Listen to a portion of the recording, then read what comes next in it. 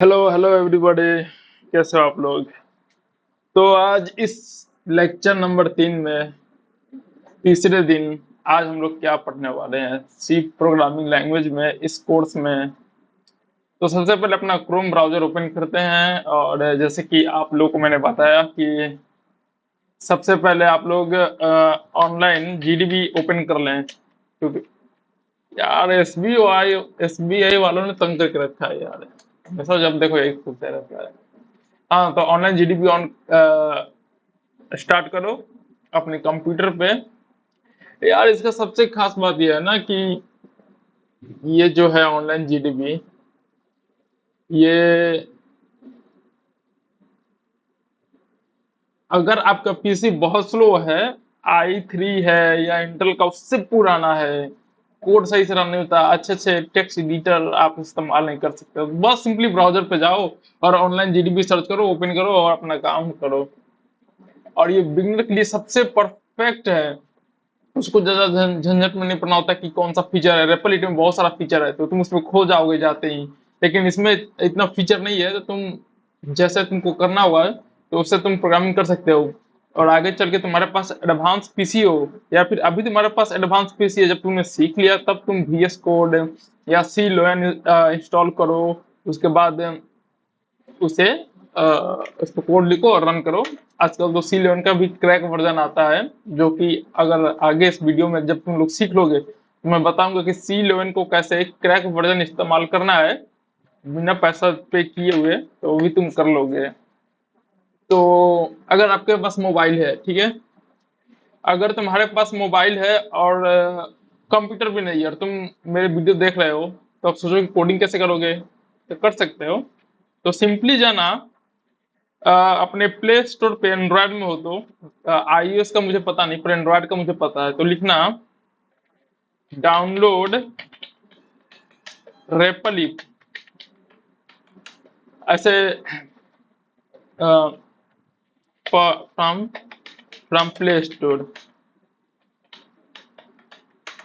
ये देखो, play store पे रेपलिट है, तुम लोग डाउनलोड कर सकते हो रेपलिट। जो मैं कोड इस रेपल में लिख रहा हूँ वो तुम अपने मोबाइल पे लिख सकते हो जाएगा तुम्हारा काम।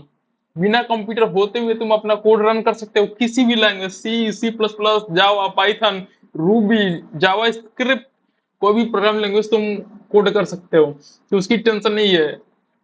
तो आज वीडियो लेक्चर नंबर 3 जो भी कोड मैं लिखवाऊंगा तुम लोगों को, अ, जो भी कोड मैं तुम्हें लिखवाऊंगा तो तुम्हें लिखना होगा इस कोड इस टेक्स्ट एडिटर में।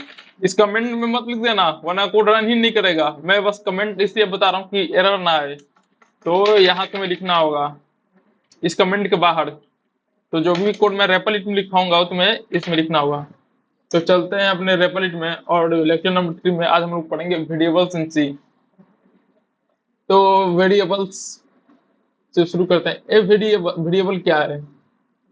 तो एक बात समझो यार, जैसे कि मैंने बहुत पहले आप लोग को एक बात बताई थी कि जैसे आप लोग कोई सामान अमेजोन से ऑर्डर करते हो, मान लो कि आपने एक बहुत अच्छा टी शर्ट अपने लिए अमेजोन से ऑर्डर किया। अमेजोन ने लिखा कि ठीक है 3 दिन में आपके घर तक डिलीवर हो जाएगा, डिलीवरी बॉय आकर डिलीवर कर देगा। और कैश पेमेंट कर दिए हो या कैश ऑन डिलीवरी किए हो आप लोग, तो उसकी तो जैसे वो 3 दिन बाद आए आपके घर पे तो वो आपको क्या देगा, एक बॉक्स देगा, ठीक है, या फिर एक बॉक्स देगा जिसके ऊपर एक पॉलिथीन चिपकाया हुआ होगा अमेजोन का लोगो। उस पॉलिथीन को आप लोग फाड़ते हो, फिर उस बॉक्स के अंदर से अपना कपड़ा निकालते हो। तो एक बात समझना कि जो आपका कपड़ा है वो क्या है। प्रोग्रामिंग में उसका एक सिनेरियो ले सकते हो कि वो जो कपड़ा है आपका डेटा है, वो जो बॉक्स है वो आपका वेरिएबल है जो उस कपड़े को कंटेंट किया है, अपने अंदर रखा है। जब भी चाहो तो उस बॉक्स से निकाल के कपड़ा पहन सकते हो, यानी कि जब भी एक वेरिएबल से चाहो तो डेटा निकाल के इस्तेमाल कर सकते हो। और बॉक्स कहाँ है? बॉक्स क्या है? उस पॉलिथीन के अंदर। तो पॉलिथीन क्या हो गया? वो डेटा टाइप हो गया, यानी क्या मतलब इंट हो गया या फ्लोट हो गया या कैर हो गया। तो जैसे कि मैं एक सिनेरियो यहाँ पे ले लेता हूँ, लिखता हूँ has include h include stdio.h, ठीक है। int main यहाँ पे लिख देता हूँ, यहाँ पे हम void लिखूं या ना लिखूं उससे कोई फर्क नहीं पड़ता। हाँ फर्क तब पड़ेगा, यहाँ पे void लिखूंगा पड़ेगा, आगे फर्क पड़ेगा, आप लोगों को बताऊंगा कि यहाँ पे फर्क अभी क्यों नहीं पड़ेगा। आगे जब एडवांस हम लोग सीखेंगे तब यहाँ पे कुछ कुछ ऐसे प्रोग्राम हम लोग जब बनाएंगे तब यहाँ पे फर्क पड़ेगा, void नहीं लिखना होगा। कुछ कुछ सिनेरियो में यहाँ पे void लिखना नहीं होता, यहाँ पे int argc और char argv लिखना होता है, वो बात की बात है। तो यहाँ पे सबसे पहले अपन चलते हैं, लिखते हैं int var जैसे कि देखो int box, यहाँ पे लिखता हूँ amazon box amazon, amazon box is equal, int amazon box is equal to cloth, int amazon box। देखो ये एकदम परफेक्ट सिनेरियो है इसका। amazon बॉक्स जो है वो क्या कंटेन करता है, तुम्हारे कपड़े को, तुम्हारे टी शर्ट को। और किस डेटा टाइप का है बॉक्स, वो पॉलिथीन में है ना तुम्हारा, तो पॉलिथीन यहाँ पे कंप्यूटर के सिनेरियो में वो हो गया इंट। अब देखो ये प्रोग्राम गलत है। गलत कैसे है, क्योंकि जो तुम्हारा पॉलिथीन है वो तो ये नहीं है कि वो झोला मिला के दे देगा तुमको। तो ये एक काइंड ऑफ सिनेरियो, ये समझो कि ये झोला हो गया, तो झोला में तो देता नहीं है। तो यहाँ पे ये लिख दो इंट amazon बॉक्स इक्वल 1, बस यहाँ पे 1 लिख दो। तो क्या हो गया, मान लो कि 1 तुम्हारा कपड़ा है और इंट जो है वो स्टिकर है जो साटा हुआ है उसके ऊपर पॉलिथीन, और amazon बॉक्स क्या हो गया, तुम्हारा बॉक्स हो गया। अब प्रिंट करो, print percent D new line, जो भी प्रिंट होगा उसके बाद एक न्यू लाइन आएगा, इसीलिए मैंने बैकवर्ड स्लैश और एन दिया है।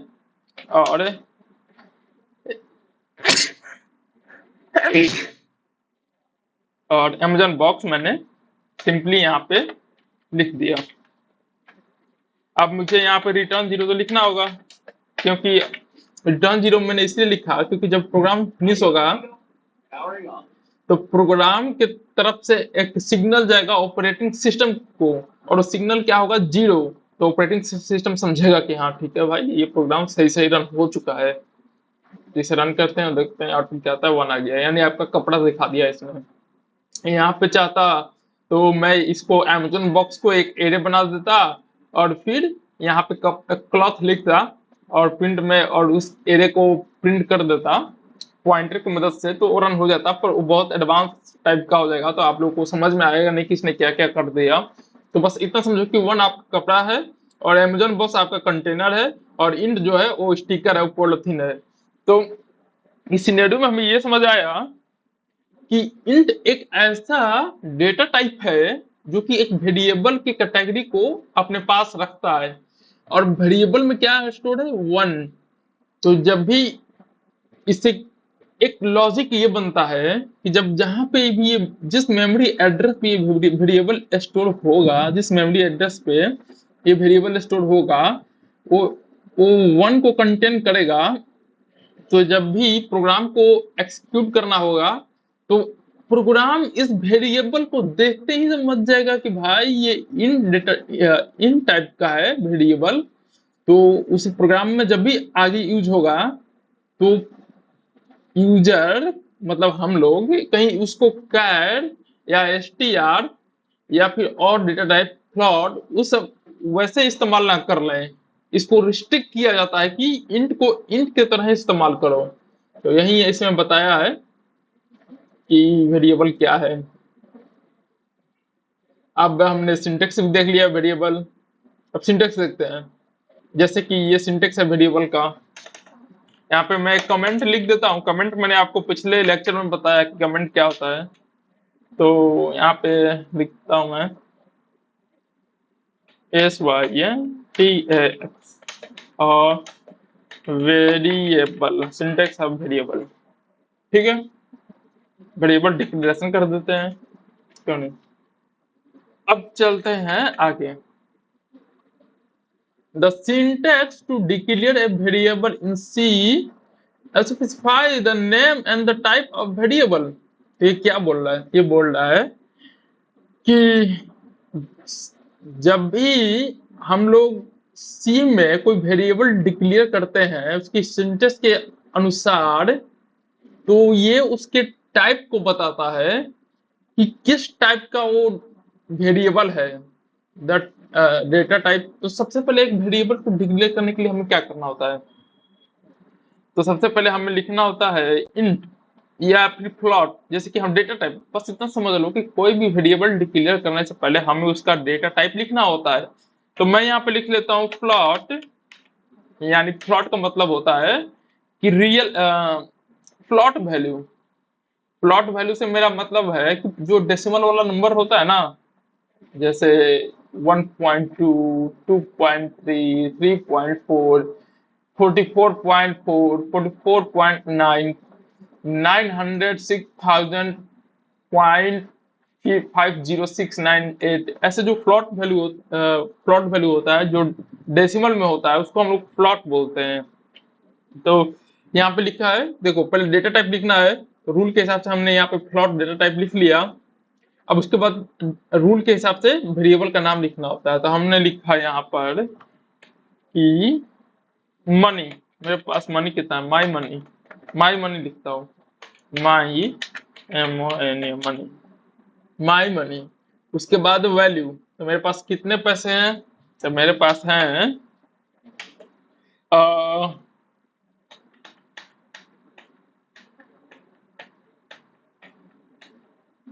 10 अरब है मेरे पास, 10 अरब 10 अरब रुपए मेरे पास हैं। 10 अरब तो ये ना, वंस, टेन, 100,000, 10,000, लाख, 10 लाख, करोड़, 10 करोड़, अरब, 10 अरब। ठीक है, मेरे पास 10 अरब रुपए हैं, ठीक है। और मैं दुनिया का सबसे रिच इंसान हूँ, ठीक है। तो मैं अपनी संपत्ति को यहाँ पे क्या कर रहा हूँ, प्रिंट कर रहा हूँ।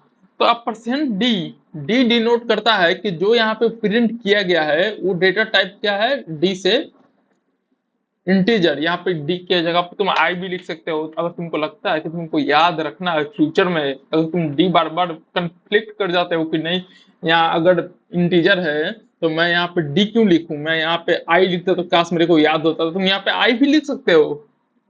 तो तुम आई लिखो, तुम्हारे लिए बहुत आसान रहेगा, पर मैं डी लिखता हूँ क्योंकि मेरे को यही प्रैक्टिस हो चुका है, बचपन से मैंने सीखा है, तो मेरा प्रैक्टिस यही है। उसके बाद प्लॉट, प्लॉट लिख लिया, उसके बाद मैंने न्यू लाइन दिया, ठीक है। उसके बाद माई मनी लिख दिया यहाँ पे, ठीक है, माई मनी। उसके बाद मैं इसको प्रिंट करता हूँ, क्या आया, 10 अरब आ गया मेरे पास, पॉइंट में भी वैल्यू आ गया। अब देखो ये जो प्रिंट है ना, ये बड़ा मतलब कंफ्यूजिंग सा सिंटेक्स है इसका, तुम लोगों के लिए बहुत कंफ्यूजिंग सा। %f लिखा हुआ है, तब समझ में आएगा कि %f क्या करता है।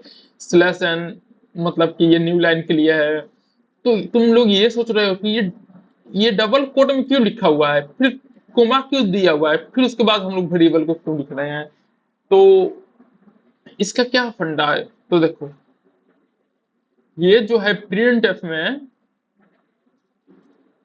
ये क्या करता है कि ये जो है और ये दो, ये एक दोनों सेपरेट है, ठीक है। ये दोनों सेपरेट है, माई मनी और जो डबल कॉट में है वो दोनों सेपरेट है, दोनों अलग अलग ट्रीट होता है कंपाइलर के द्वारा, सी का कंपाइलर के द्वारा अलग अलग ट्रीट होता है।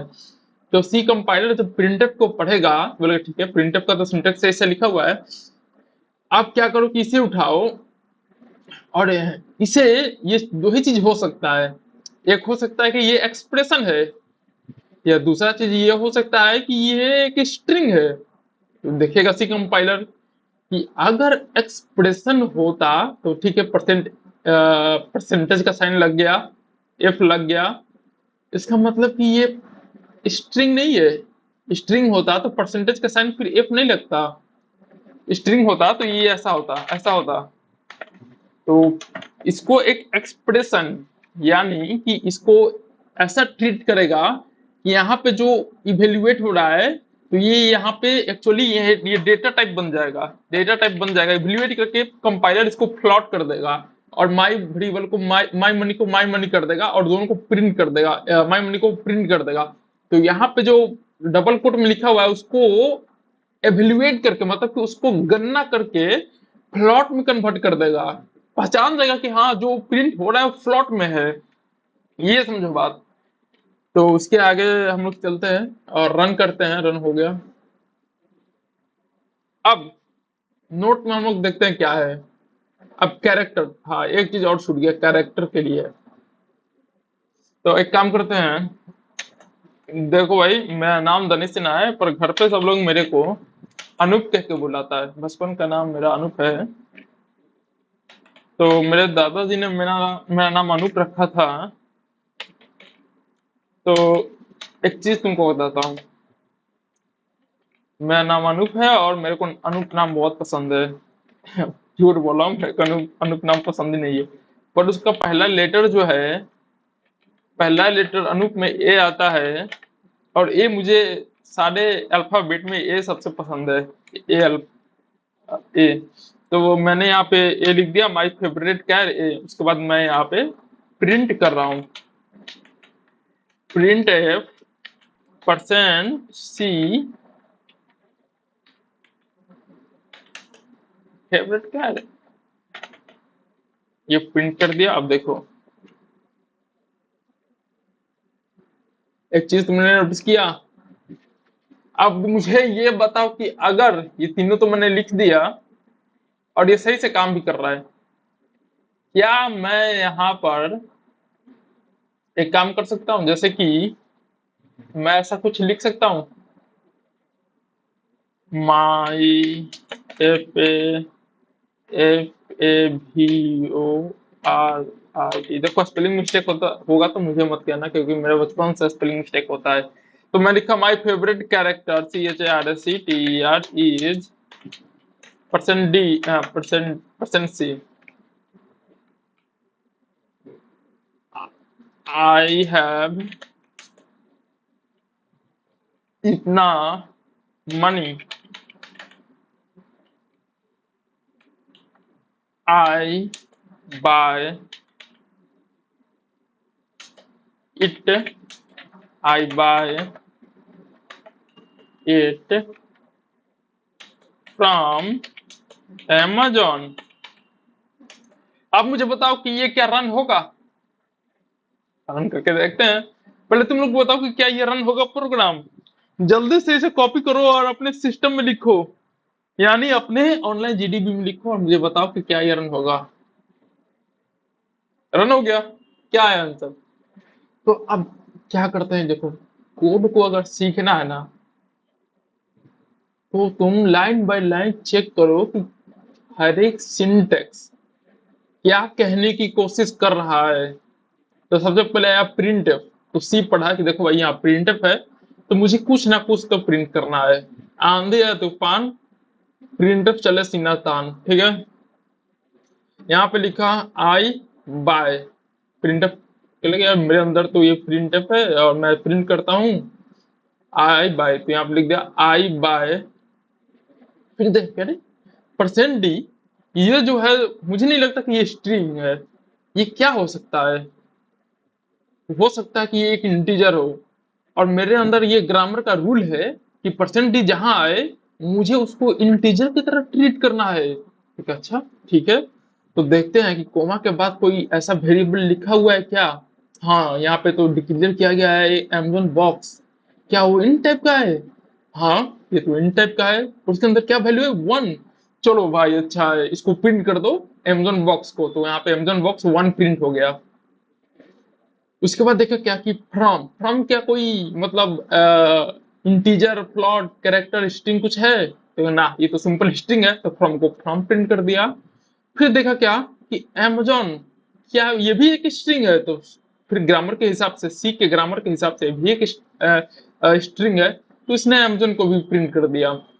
तो ऐसे प्रिंट कर दिया। फिर देखा क्या तो भाई साहब यहाँ तो स्लैश एन लगा हुआ है, बैकवर्ड स्लैश और एन लगा हुआ है, इसका मतलब क्या है? स्ट्रिंग है ना। फिर चेक करेगा अपने ग्रामर में, सी अपने ग्रामर में चेक करेगा, तो नहीं ये तो न्यू लाइन है, तो यहाँ न्यू लाइन दे देते हैं, तो इसने यहाँ पे न्यू लाइन दे दिया। तो इसी हिसाब से हमें यहाँ पर न्यू लाइन को सबसे अंत में लिखना होता है, ताकि हमें एक अच्छा अनएक्सपेक्टेड आउटपुट ना मिले, हमें एक एक्सपेक्टेड आउटपुट मिले। इसीलिए हम लोग न्यू लाइन को सबसे अंत में लिखते हैं। अब हम लोग चलते हैं, सी इज स्ट्रांगली टाइप्ड लैंग्वेज, सी है स्ट्रांगली टाइप्ड लैंग्वेज। अब स्ट्रांगली और लूजली टाइप लैंग्वेज दोनों में अंतर क्या होता है? अब मेरा एक बात सुनो, समझो। पाइथन जो है, जावा स्क्रिप्ट जो है, रूबी प्रोग्रामिंग लैंग्वेज, ये जो बैश होता है जो हैकर लोग इस्तेमाल करता है, बैश स्क्रिप्टिंग, ये प्रोग्रामिंग उतना वो एडवांस नहीं होता। बैश बैश छोटा लेवल का होता है, प्रोग्रामिंग लैंग्वेज बहुत छोटे लेवल का होता है वो। हाँ, तो ये जो बड़े बड़े प्रोग्राम लैंग्वेज है जिनमें इंट कैर फ्लॉट ये सब लिखने का जरूरत नहीं होता, बस खाली वेरिएबल का नाम लिख दो और वैल्यू असाइन कर दो, तो वो काम हो जाता है उन पर। तो होते हैं लूजली टाइप लैंग्वेज। और सी, सी प्लस प्लस, जावा, ये सब होते हैं स्ट्रांगली टाइप्ड लैंग्वेज। यानी इनके अंदर क्या करना होता है, इंट को बताना होता है कि जो वेरिएबल हम लोग यूज करने वाले हैं वो एक इंटीजर टाइप का है, जो वेरिएबल हम लोग इस्तेमाल करने वाले हैं, डिक्लेयर कर रहे हैं और इनिशियलाइज कर रहे हैं, वो फ्लॉट होने वाला है, तो इसको पूरी तरीके से बताना होता है। तो इतना से तुम लोग समझ गए होंगे कि स्ट्रांगली टाइप लैंग्वेज और एक लूजली टाइप लैंग्वेज में क्या अंतर होता है। There are three aspect of defining variable. एक वेरिएबल को डिफाइन करने के लिए तीन एस्पेक्ट को ध्यान में रखा जाता है: वेरिएबल डिक्लेरेशन, वेरिएबल डिफिनेशन और वेरिएबल इनिशियलाइजेशन। अब ये क्या है variable declaration? What is variable declaration and what is variable definition and what is variable initialization? अब एक चीज तुमने ध्यान नहीं दिया कि हमने ये तीनों काम, हम लोग ये तीनों काम कर चुके हैं। अब पूछोगे कैसे, तो मैं बताता हूँ कैसे। वेरिएबल डिक्लेरेशन हमने यहाँ पे लिखा इंट अमेजोन, यहाँ पे हमने वेरिएबल डिक्लेयर किया और साथ में वेरिएबल को डिफाइन कर दिया, और फिर लिखा वेरिएबल इनिशियलाइजेशन। तो मैंने जब इक्वल उसके बाद आई वन लिखा, तो ये पूरा का पूरा हो गया कि इसको मैंने कर दिया वेरिएबल को इनिशियलाइज, मतलब कि हमने एक ही लाइन में वेरिएबल को डिक्लेयर किया, डिफाइन किया और उसे इनिशियलाइज भी कर दिया। अगर तुम चाहते हो कि ना हम तीनों चीज तीन लाइन में करें, मतलब एक एक करके करें, तो कर देते हैं भाई, उसमें क्या है। तो उसके लिए अपन एक काम करते हैं,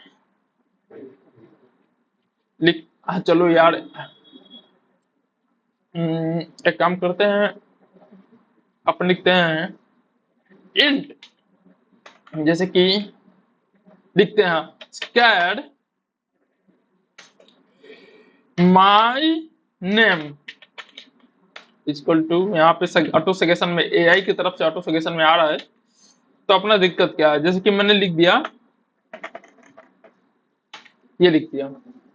अब एक बात समझो, ये कर दिया मैंने वेरिएबल को डिक्लेयर और डिफाइन, बता दिया सी प्रोग्राम लैंग्वेज को, देख ये मैंने कर दिया यहाँ पे डिक्लेयर और डिफाइन।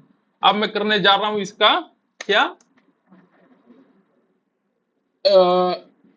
इनिशियलाइजेशन। तो लिख दिया माई माई नेम इक्वल टू आशीष।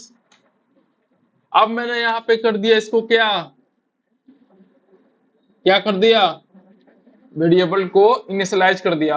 ये एरर क्या बता रहा है, array have 10 character, array array type character 10 not ये साइन नहीं हो सकता, क्योंकि जब मैंने इसको, तुम्हें अभी ये समझ में नहीं आएगा कि यहाँ पे एरर क्यों थ्रो हो रहा है। तो मैं सिंपल एक काम करता हूँ, मैं इंट ले लेता हूँ, तो उतना तुमको जो तुम्हें एरर आ रहा है, तुम देखो यार, प्रोग्रामिंग के बिगिनिंग के समय में मेरा ये मानना है कि जो चीज तुम पढ़ रहे हो ना, उससे तुम संतुष्ट होके पढ़ो, उससे ऊपर मत जाओ। नहीं तो इतने एरर मिलेंगे ना तुम्हें, तुम वहीं पे छोड़ दोगे, उसे निराश हो जाओगे। तो मैं यहाँ लिखता हूँ इंट वैल्यू। इसका मतलब कि मैंने क्या किया, एक इंटीजर बनाया और उसको वैल्यू को मैंने वैल्यू इक्वल टू 10 दे दिया, ठीक है। अब मैंने यहाँ पे क्या कर दिया कि वेरिएबल को डिक्लेयर कर दिया, ठीक है। यहाँ पे वेरिएबल को इनिशियलाइज कर दिया। मैंने तीनों काम एक में कर दिया, वेरिएबल को डिक्लेयर किया, डिफाइन कर दिया। डिक्लेयर डिफाइन मेरे मेरे अकॉर्डिंग डिक्लेयर डिफाइन एक ही होता है। वेरिएबल को डिक्लेयर डिफाइन और इनिशियलाइज भी कर दिया। अब मैं जब प्रिंट करूं माई वेरिएबल को, यहाँ पर प्रिंट परसेंट डी माई क्या था, वैल्यू। अब तुम सोच रहे हो कि भाई परसेंट डी क्यों, परसेंट आई क्यों नहीं, यहाँ पे मैं परसेंट आई भी करके दिखा देता हूँ, वो भी रन करेगा बिंदास। 10 आ गया, 10 मैंने लिखा था, तो यहाँ मैंने तीनों काम एक में कर लिया। अब एक और डेटा टाइप होता है जिसको बोलते हैं स्ट्रिंग। बाकी सब प्रोग्राम लैंग्वेज में स्ट्रिंग होता है, पर सी के केस में नहीं होता स्ट्रिंग। ये बात लिख के रख लो, उसके लिए एरे बनाना ही पड़ेगा सी में स्ट्रिंग के लिए। तो मैंने यहाँ पे एक अमन नाम का बना लिया।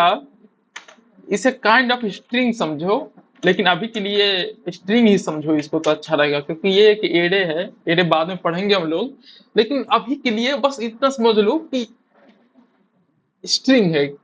तुम ये स्ट्रिंग समझ रहे हो, ये बात गलत तो है, पर ये बिगनर के लिए एरे अभी एरे समझना सही बात नहीं है। तो इसको अभी के लिए स्ट्रिंग समझो। तो मैं यहाँ कुछ को प्रिंट करता हूँ। तो प्रिंटफ में मैंने लिख दिया परसेंट एस परसेंट, और उसके बाद स्लैश एन, मतलब कि न्यू लाइन, नेम के बाद एक न्यू लाइन प्रिंट करना। उसके बाद क्या प्रिंट कर दो, माई नेम। माई नेम को यहाँ पे प्रिंट कर दो। अब देखो क्या प्रिंट होगा, अमन यहाँ पे प्रिंट हो गया।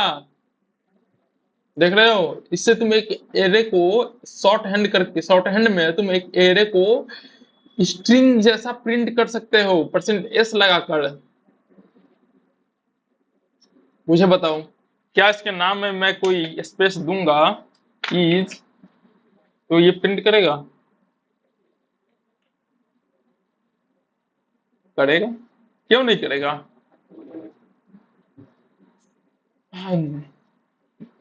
उसके बाद डिफिनीशन, उसके बाद तुम्हें बताया इनिशियलाइजेशन क्या होता है, सब बता ही दिया। यहाँ पे इसने वेरिएबल को डिक्लेयर किया, डिक्लेयर विथ डिफिनेशन करके बता ही दिया इसने। आउटपुट को शो कर दिया। अब चलते हैं वेरिएबल के कुछ क्या कहते हैं, टाइप्स। डेटा टाइप की बात नहीं कर रहा, काइंड ऑफ ये समझ लो कि इसके अंदर स्कोप भी बताने वाला हूं तुमको, और डेटा टाइप भी बता ही देता हूँ थोड़ा थोड़ा कुछ कुछ। A variable name must only have alphabet digit and underscore. अब क्या, अब यहाँ पे ये है कि एक वेरिएबल में, देखो एक वेरिएबल में अल्फाबेट, अंडरस्कोर और नंबर तीनों हो सकता है। पर एक रूल ये है कि नंबर से स्टार्ट नहीं होगा, नंबर बाद में होगा, लेकिन नंबर से स्टार्ट नहीं होगा। लेकिन अल्फाबेट और अंडरस्कोर से स्टार्ट हो सकता है। तो मैं यहाँ लिखता हूँ कैर कैर माई नेम 1, ये एक वैलिड है। माई नेम इज 1, यहाँ पे लिखता हूँ दनेश। ये वैलिड है, क्यों वैलिड है, इसको पहले प्रिंट कर लेते हैं, उसके बाद देखते हैं क्या आता है। प्रिंट माई नेम 1, अब देखो इसे मैंने यहाँ पे लिख लिया, इसे रन करता हूँ। डन इज, ये क्यों वैलिड है? क्योंकि रूल के हिसाब से ये अंडरस्कोर से स्टार्ट हो सकता है, तो अंडरस्कोर से स्टार्ट हुआ है। अगर यहाँ पे अंडरस्कोर ना दूं, यहाँ पे अंडरस्कोर हटा दूं, ये भी करेक्ट है। यानी नंबर और अंडरस्कोर से केवल दो ही चीज से स्टार्ट होगा। नंबर नहीं, करेक्टर और अंडरस्कोर से ही स्टार्ट होगा, नंबर से स्टार्ट नहीं हो सकता।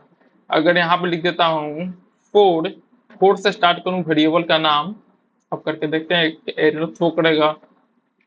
लिख दिया error, error expected identifier this, error throw कर रहा है। इसका कहने का मतलब ये है कि नंबर से स्टार्ट नहीं होगा, नंबर से स्टार्ट कर रहे हो तो भारी मिस्टेक कर रहे हो भाई, नंबर से स्टार्ट होगा नहीं। अब चलते हैं local variable, global variable, static variable, automatic variable, extern variable, register variable. अभी के लिए मैं तुमको लोकल वेरिएबल पढ़ा रहा हूँ। देखो, a local variable in C is a variable that is declared inside a function or block of code. Its scope is limited to the block or function when which it is declared। देखो यार, अभी तुमको function नहीं पढ़ाऊंगा, वरना तुम ऐसा उलझोगे ना कि उसका कोई तोड़ नहीं है। ये मैंने एक स्कोप बना दिया। एक स्कोप बनाने के लिए, एक बिना नाम का एक स्कोप बनाने के लिए, विदाउट नेम एक स्कोप बनाना चाहते हो, बस टेस्टिंग पर्पज, पढ़ने के पर्पज में कि स्कोपिंग क्या होता है, तो तुम एक क्या करना, सी में या फिर कोई भी लैंग्वेज में, पाइथन को छोड़ के लेफ्ट लेफ्ट ब्रेसेस और राइट ब्रेसेस दे देना। उसके अंदर लिखना इन नेम, ना इंट नेम तो हो गया, इंट ने नेम एक्स, ना ने क्या लिखू यार, name X equal to twitter, twitter का नाम तो एक्स हो चुका है, तो लिखता हूँ ट्विटर। ठीक है। अब क्या मैं भी क्या ही यार, यहाँ पे तो मैंने, या इसको कैर करना होगा, यहाँ मैंने एक वेरिएबल, एक नहीं कर सकता है यार, यहाँ पे नहीं बना सकता क्योंकि तुम फिर से उलझ जाओगे इसको देख के। इंट एक्स इक्वल टू 10, तुमको जितना सिंपल पढ़ाऊं तो उतना ही अच्छा है, जितना एडवांस लेवल पे लेके चला जाऊंगा तो तुमको समझ ही नहीं आएगा क्या रहा। तो मैं लिखता हूँ int X print F percent I, I मतलब इंटीजर को प्रिंट कर रहा हूँ, एक्स। तो क्या प्रिंट होगा, गेस करो क्या प्रिंट हो सकता है? 10 तो प्रिंट होगा। अब तुम्हें अभी अभी के वक्त तुम्हें लग रहा होगा कि यहाँ मैंने वेरिएबल को डिक्लेयर और डिफाइन किया था, तो प्रोग्राम तो सही से रन कर रहा था, यहाँ भी किया तो रन कर रहा होगा, इसका मतलब कि आगे भी करूं, आगे भी इसको प्रिंट करूं तो आगे भी रन होगा।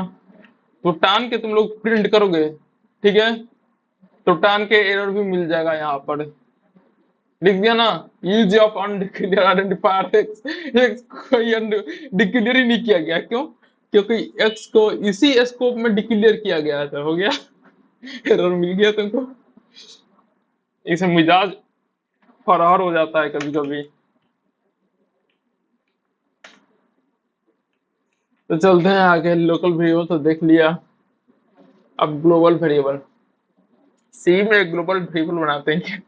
A global variable in C is a variable that is declared outside of a function। देखो, C में एक वेरिएबल जो है, एक ग्लोबल वेरिएबल, वो फंक्शन के आउटसाइड में डिक्लेयर होता है, एक ब्लॉक के आउटसाइड में डिक्लेयर होता है।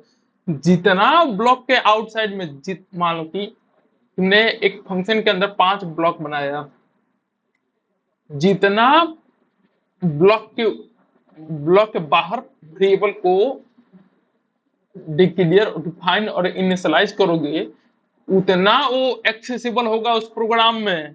यानी कहने का मतलब क्या, देखो ये यहाँ पे जब मैंने प्रिंटफ किया था तो ये पहचानने से इनकार कर दिया कि मेरा कोई, मैं इसको पहचानता नहीं, क्योंकि मेरा क्षेत्र यहाँ से लेकर और यहाँ तक है। इसके अंदर जो है, इसके अंदर यही एक सेल है, मुझे नहीं पता ये कौन है, मैं नहीं पहचानता, ऐसे एरर दे देगा। लेकिन जो एक्स है, अब एक्स को तो दुख लग जाएगा ना भाई, दुख तो लगेगा ही ना, क्यों? क्योंकि ये तो गुंडा है। अब ये जब गुंडा है, इसको गुंडा बना दो, और गुंडा है, इसको कोई पहचानता ही नहीं है, तो इसको दुख तो लगेगा ना। तो अब क्या करो कि इसके अंदर भी एक क्षेत्र बना दो। यहाँ पे एक मैंने क्षेत्र बना दिया। अब इसके अंदर मैं लिखूं print percent D, percent D, percent आई भी लिख दो। बातवा एक ही है, बातवा डिफरेंस, बातवा एक है, लेकिन डिफरेंस इज तानी मुनी। हाँ, तो परसेंट एक्स, एक क्षेत्र बना दिया इसके अंदर। अब एक्स बोला क्या कि भाई मैं गुंडा हूँ, मेरे अंदर एक और क्षेत्र है, मतलब मेरे राज्य में एक और क्षेत्र है, मुझे भी वहां लोग पहचानते हैं। तो क्या सच में लोग पहचानते हैं? देखें जरा। पहचानते हैं भाई, पहचान दिए, देखो 10, 10 को पहचानते हैं। अगर मैं इसके अंदर एक राज्य बना दूं, एक ब्लॉक को समझो कि एक राज्य है, उसके अंदर एक एक जिला बना दूं, उस जिले के अंदर मैं प्रिंट करूं, तो क्या उस जिले में एक्स को पहचाना जाएगा? देखते हैं। पहचान लिया। यानी जितना अंदर एक ब्लॉक के अंदर एक ब्लॉक होगा, और ब्लॉक के सबसे बाहर कोई वेरिएबल होगा, उतना उसके लिए वो ग्लोबल होगा। लेकिन उसके बाहर वो, उसको कोई पहचानता नहीं है, अगर वो फंक्शन में है तो। और एक्स को मैं बाहर प्रिंट करूं मेन के, तो प्रिंट नहीं होगा, क्यों? क्योंकि भाई मेन के अंदर भी तो एक लगा हुआ है, लेफ्ट ब्रेसेस और अंत में राइट ब्रेसेस, तो इसका क्षेत्र भी लिमिटेड है। समझे? ये होता है global local variable. Static variable क्या होता है? Static variable in C is a variable that is defined using the static keyword। एक देखो, वेरिएबल, स्टैटिक वेरिएबल सी में एक ऐसा वेरिएबल होता है जो स्टैटिक कीवर्ड से डिफाइन होता है। It is defined only when once in C program and इसको देखो यार, कहने का मतलब इसका क्या है। एक सी में एक स्टैटिक वेरिएबल एक ऐसा वेरिएबल होता है जिसको स्टैटिक कीवर्ड के द्वारा डिफाइन किया जाता है। It can be defined only once in a program. इसे प्रोग्राम में ओनली वंस मतलब केवल एक बार क्या किया जाता है? डिफाइन किया जाता है। एंड इसको डिपेंड अपॉन द रीजन, इसके रीजन यानी इसके क्षेत्र के अनुसार, जैसे ब्लॉक, जैसे कि तुमको पता है ना, ये राज्य, ये जिला, ये सब के अनुसार इसका जो स्कोप होता है वो वैसा होता है। तो देखो, एक स्टैटिक वेरिएबल इसने बनाया है। और स्टैटिक वेरिएबल का एक बात जानते हो क्या है? एक बात समझते हो?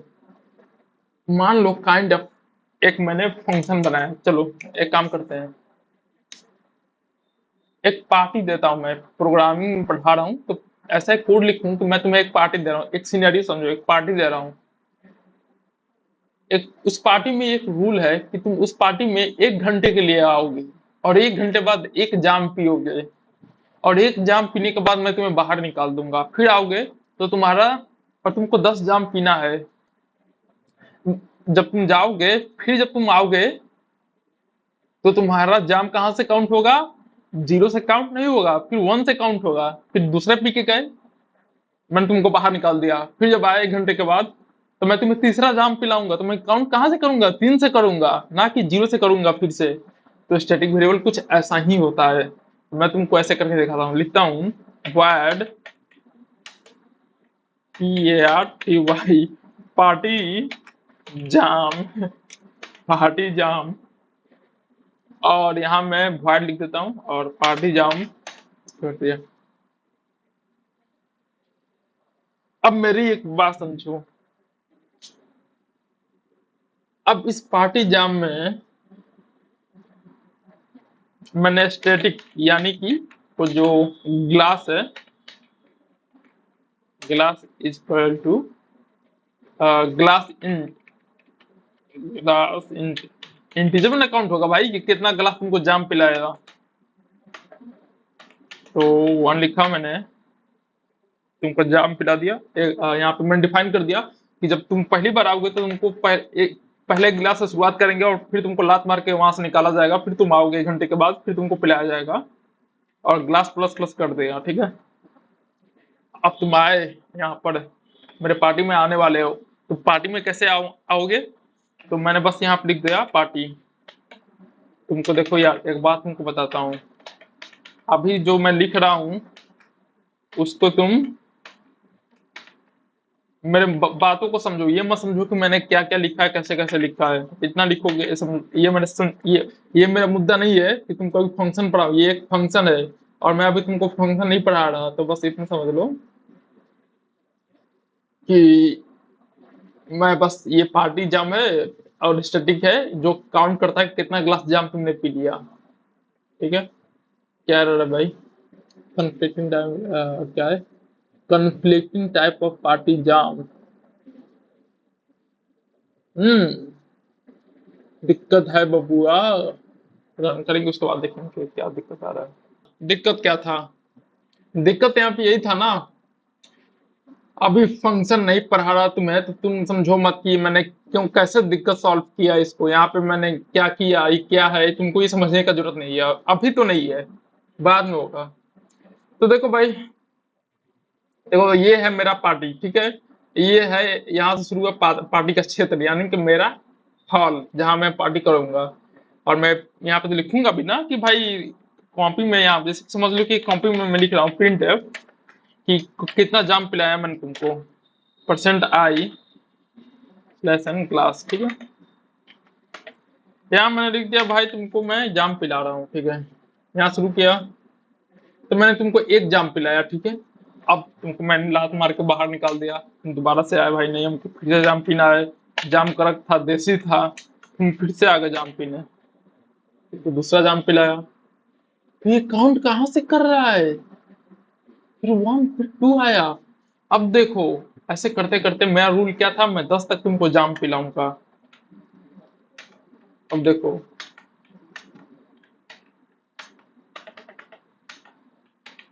अब देखो कितना जाम पिलाया मैंने तुमको, 8। 8 के बाद 9 10 2 और। अब मेरी बातों को समझो, तब तुम्हें समझ में आएगा कि एक्चुअल फंडा हो क्या रहा है यहाँ पर। पहले बार फंक्शन कॉल हुआ, जब यहाँ रन हुआ ये चीज, ये पार्ट प्रोग्राम का, तो क्या हुआ, यहाँ पे इसने ग्लास को 1 इनिशियलाइज कर दिया, फिर इसको प्रिंट किया कि भाई मैंने तुमको 1 ग्लास जाम पिलाया है, फिर 1 1 कर दिया। इसका मतलब ये है कि जो वेरिएबल जब ये वापस गया तो 1 जो है भूला नहीं है कि मैं 1 जाम पिलाया था इसको, इसको पकड़ के लाओ दोबारा से, ये भूला नहीं है। ये जब दूसरा जाम पीने आएगा यहाँ पर, दूसरी बार जब जाम पीने यहाँ आएगा तो फिर से याद रखेगा वो, एक बार पिला चुका हूँ, ये दूसरा गिलास है तुम्हारा, ये पियो और निकलो यहाँ से, ये भूलेगा नहीं। अब बाकी वेरिएबल, बाकी फंक्शन, बाकी वेरिएबल भूल जाते हैं कि मैंने कितना जाम पिलाया। अब इसी का एक सिनेरियो मैं यहाँ ले लेता हूँ, एक और पार्टी जाम बनाता हूँ, एक और पार्टी जाम जिसका मैं नाम रख देता हूँ पार्टी जाम अनलिमिटेड, UNLIMIT, अनलिमिटेड, ठीक है। पार्टी जाम अनलिमिटेड कर दिया, यहाँ पे मैंने पार्टी जाम अनलिमिटेड कर दिया, ठीक है। और देखना, जब मैं पार्टी जाम जब अनलिमिटेड को कॉल करूंगा तब क्या होगा, ये भूल जाएगा कि मैंने कितना जाम पिलाया था, ठीक है। देखो कैसे भूलेगा, इसको भूलना ही पड़ेगा। देखो अब कैसे भूल रहा है। अब देखो, ये जो था, जो वेरिएबल स्ट्रिक्ट की वो इनिशियलाइज था वो याद रख लिया कि पार्टी जब पिलाया था तो 1 से स्टार्ट करो, फिर 2 से, फिर 3 से, फिर 4 से, भूला नहीं है कि 1 से स्टार्ट करो। लेकिन ये अनलिमिटेड वाला साला कहाँ गया? स्टिक है ना अनलिमिटेड वाला, अगर स्टिक हटा दूं, यहाँ पर स्टिक हटा दूं, तब देखना ये साला भूल जाएगा कि इसे ये भूल गया, ये 1 1 1 1 कर दिया, लेकिन स्टिक वाला याद रखा कि मैंने इसको जाम कितने बार पिलाया था। तो यार यही होता है, स्टिक अपने वैल्यू को डिस्ट्रॉय होने नहीं देता, बाकी वेरिएबल डिस्ट्रॉय होने देते हैं। तो यही है। अगर इस वीडियो से तुम्हें जरा भी